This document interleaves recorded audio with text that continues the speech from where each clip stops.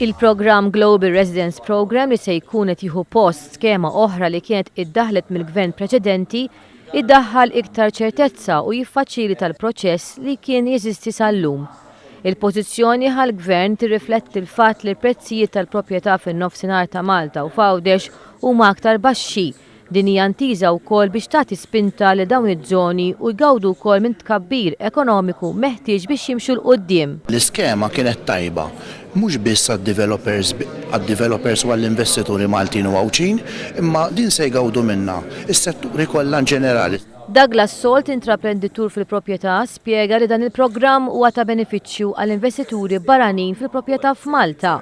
U din l-iskema issa qed nerġgħu nagħmlu għażiet attraenti biex in-nies jiġu u jħallu l-ġid tagħhom tal-pajjiż. Iċ-Chairman tal-Federation of Estate Agents Ian Casolani minn barra li faħħar din l-inizjattiva qal dan il-programm huwa pożittiv għad tkabbir ekonomiku. Il-programm il-ġdida tindirizza ħafna mill-issues li l-programm preċedenti ma kien se tindirizza.